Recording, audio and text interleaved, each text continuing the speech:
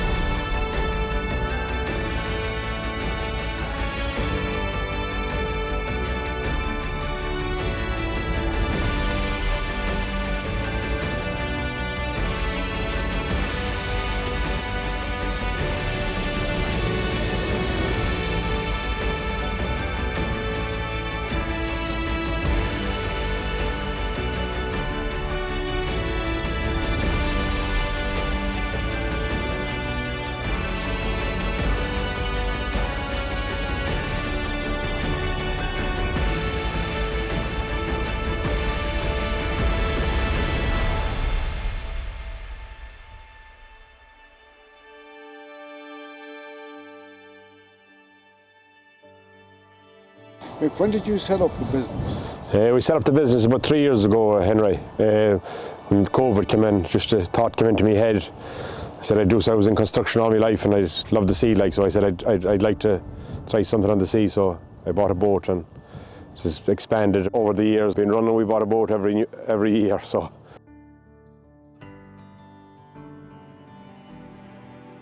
Probably our most popular tour so far. It's the one we're on today. It's called the Island Hop and Wildlife Safari, where we leave Blacksod, come back to the bay, we stop in Fallmore, just off Fallmore, and show them the historical points from out of the beach in Fallmore, Napoleon Tower, St Derval as well, St Derval's Church, a bit of local history. After we leave there then, we head down towards to the North Island, the Inishkea Islands, yeah. They call it the Bala Head, the North Island. So we pull up there, we don't go ashore on that island, we pull up close to the beach and give them a bit of history and show them the old school and the old ruins in the church. After we leave there then we head up towards Inishkea South and we pull up at the old whaling station. Back in 1910 the Norwegians had a whaling station on a little island behind me here called Rushing, and they were 2 years in operation here killing whales, and it was big employment to the island that time.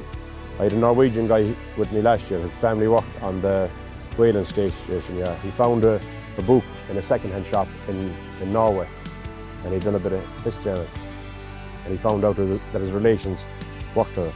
It was a coincidence how we seen this book in a second-hand shop. He brought me back the book and he showed me.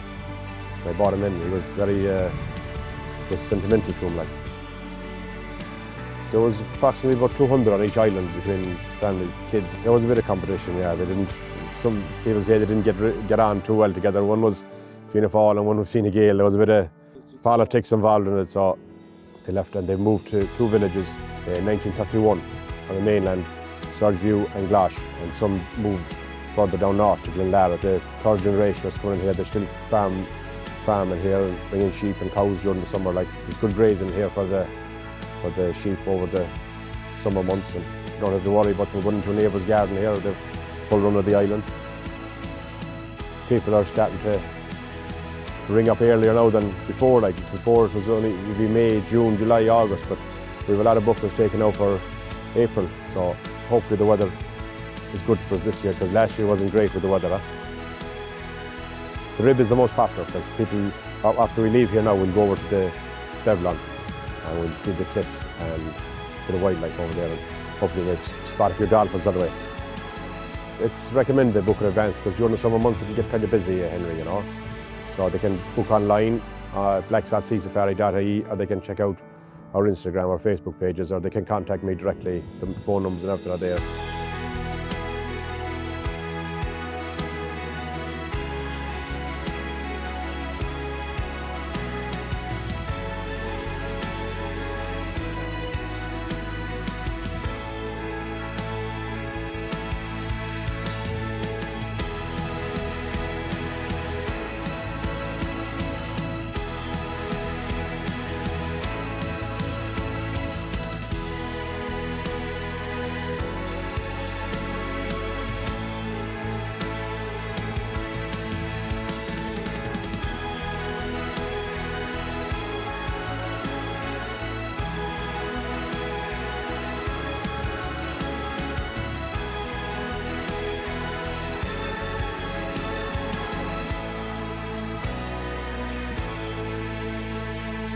been hearing about these islands all my life. Inishkea, the islands of the geese, because these are vitally important for the barnacle geese. Barnacle geese are birds that live way up in the high Arctic, and that's where they breed. But that place is covered in snow in the winter time, so where do they go? They come down here to lovely green Ireland, and here's the Inishkea Islands for them. Loads of grass for them to eat, which they would want, because it's so hard to digest that. It goes in one end and out the other every 9 minutes. I mean, there's loads of droppings all over the place. So this place... Oh yeah, it's full of nitrogen. I mean, the farmers will kill for this. And then, of course, when the birds go off, they'll be going now shortly in April.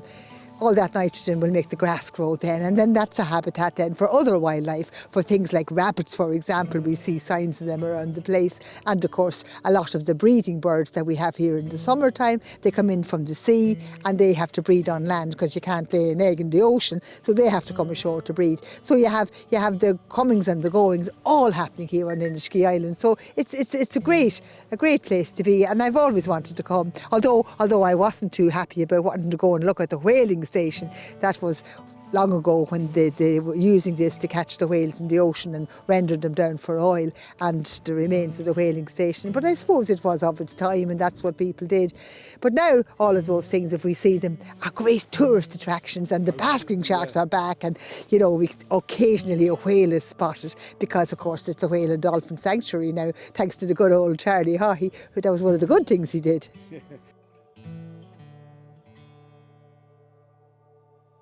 Ecotourism is what we call it, and it has been, people would say long ago, I'm going to go look at wildlife, and you would think you were going to go to the Serengeti in Africa, or you're off to Australia or someplace. But nowadays, people are beginning to realise that we have certain places in Ireland that aren't anywhere else. And one of these places are our sea coasts, our sea cliffs. These places are not available. I was over in Poland a couple of years ago, and the fella there was dying to come to Ireland because he wanted to see our cliffs, he wanted to see our sea birds. So that whole area is something that you don't get most other places. We have our uninhabited cliffs, we've got all kinds of ledges, and we've got birds all over the place, and it's a wonderful place to come in summer. Then of course other areas for ecotourism are areas like bogs, for example, Naportic, and again, people that are used to bogs think who'd want to go and look at those, but there's nowhere else like them. I mean, the kind of vegetation, the kind of plants, the kind of animals, the kind of newts and dragonflies and things like this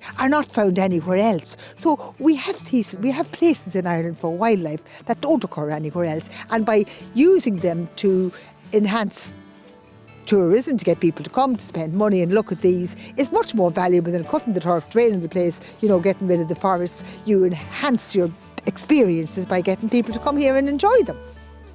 There is a fascinating story about this. It's the colour purple.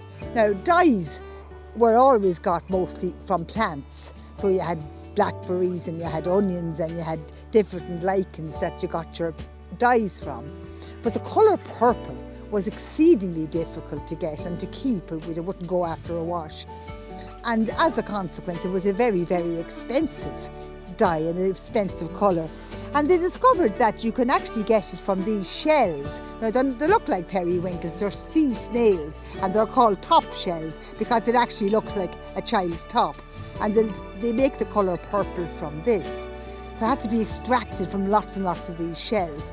And here on Inishkea Islands is where they did it. They had a dye factory 2,500 years ago making this colour purple. And the colour purple was only allowed to be worn by the Roman emperor. So the Roman emperor, the imperial colours were purple clothes, purple robes. And your man in Rome, his dyes came from the Inishkea Islands off the west coast of Mayo. Isn't that a queer one for you now?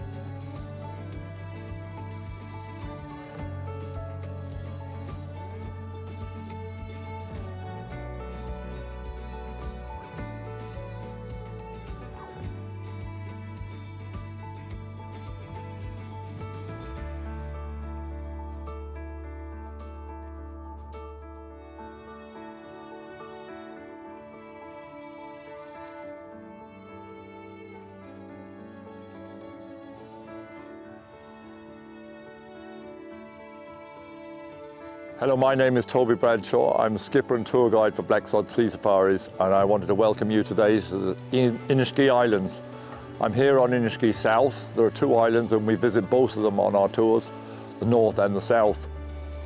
The Iniskeas have got a magical and mystical attraction to them, and I fell in love with the place over 60 years ago as a child coming visit here, and I've no doubt that if you visit you'll find the very same thing. It has a magnetic pull on you when you come out here, and it has a history all of its own, unique along the western seaboard of Ireland and all the islands, both on the mainland, which has great attachments to it, historical facts relating to the lighthouse, the post office, etc., an instance in the Second World War, but even a longer history back 2 millennia ago. There was even Bronze Age settlements found out here in archaeological dig done in the mid-20th century. And these islands have been used as trading posts along the western seaboard for millennia. One has to remember pre-Columbus times, these islands were the edge of Western Europe. Out west of us here that you see in the wide Atlantic, that was the edge of the world as far as anyone was trading was concerned.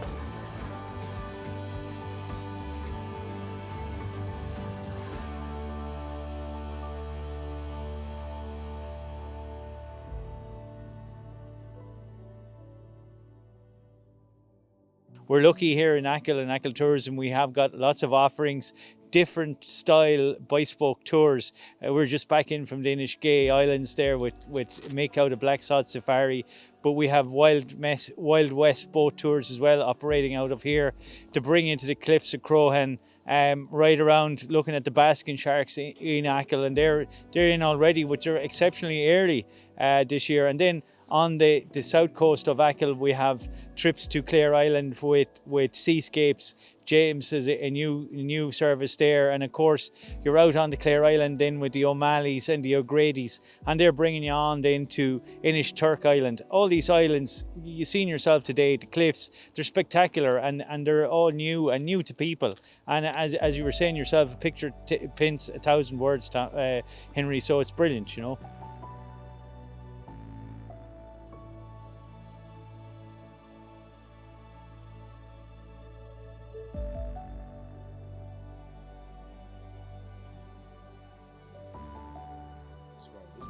It's unspoiled, you know, that's the reality. People left here and went away, immigrated, and there's some poignant stories out there, and it is lonely out there on the islands. But at the end of the day, it's what people want to see now, and it is unique for sure. We have websites, we have an app. And we have loads of brochures, and call us on the telephone, and any of our staff we'll talk you through, and we'll talk to the captains at the seaboats, and we'll get a tour that suits the people and suits their pockets, which is very important, Henry.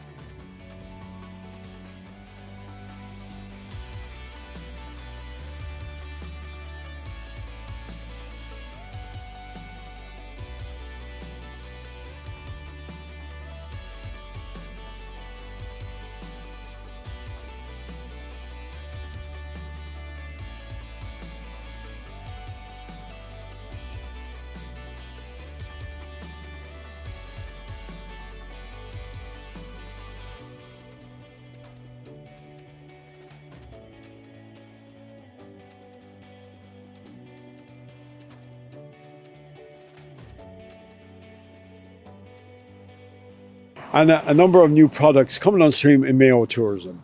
Yeah, exactly, Henry. No, we're very lucky. The last couple of years, you know, there's been great work happening right across the county with our communities and with the tourism stakeholders in terms of trying to develop the product and develop the infrastructure. So we're doing quite well in that respect.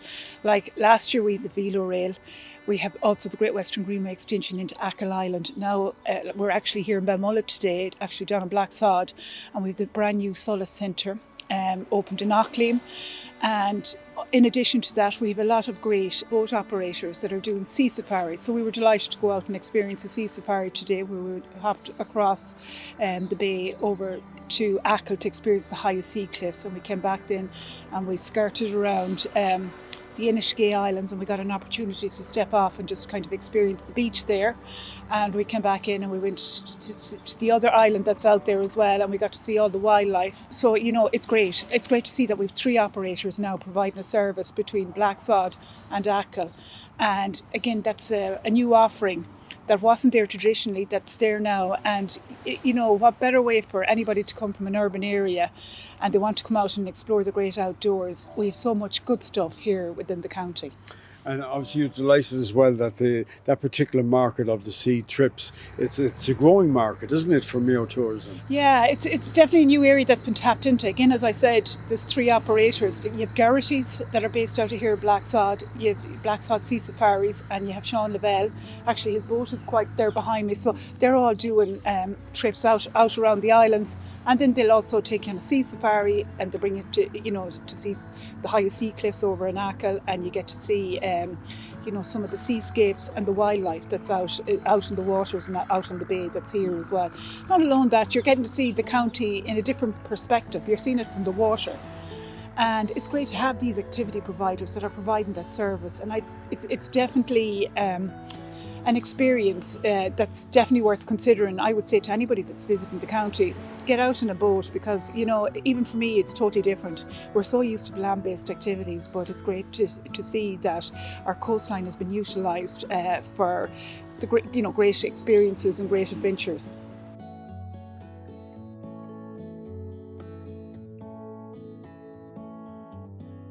Henry, you're welcome to our new visitor attraction, the Stories of the Atlantic, now called Solas in Auckland. And where did you come up with this idea, John? Originally, we started about 20 years ago where we had our own small little heritage centre. It didn't attract great numbers, but because we saw a need to attract more tourists to our area and to give them opportunities to learn the stories of our area, the Blacksod Bay, and the immigration stories. We decided we need to tell that to a wider audiences, and we looked at other centres from all around the coast, and this was our idea to get this centre. Weather is a big factor in this area, so we wanted to show the people the islands, the attraction of the Inishkea Islands. You can travel to the Inishkea Islands maybe 50, 60 days of the year, but here we're showing them in real life every day of the year. And if people want to visit them at a later date when the weather is good, then they can do so. But here, viewings of the islands and what they have to offer to the wider public can be seen every day of the year. And the stories of the islands, the stories of the lighthouses. We have 4 lighthouses, 2 onshore, 2 offshore. The 2 offshore you can never get to see, but they're there through the centre and the projections you see behind me. We're able to show the Black Rock and Eagle Island to the people every day of the year.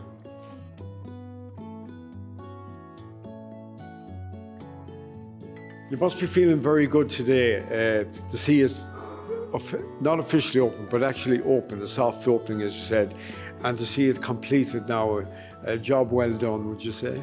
We're very happy with the response we're getting from our community. The most important thing about this, it's our stories, our community, our stories. And they are Erra stories, Blacksod stories, and they're Mayo stories. And we are proud to be Mayo people. We're very proud of what we do. We're very proud of our history. And we can say it all over the world.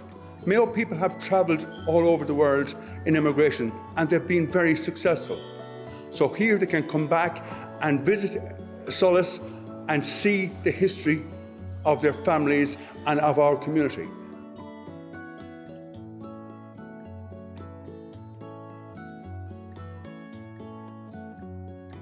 And don't forget, you can catch up on all our programmes on our TV Ireland YouTube channel.